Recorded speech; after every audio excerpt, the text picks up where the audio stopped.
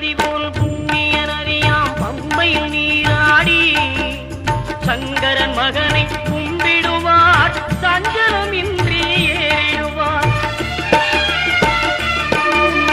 நீலிமலை ஏற்றம் சிவபாலனும் ஏற்றிடுவார். காலமெல்லாம் நமக்கே அருள்காவலனாயிருப்பார். தேகபலம் தா பாதபலம் தா தேகபலம் தா பாதபலம் தா தேகபலம் தா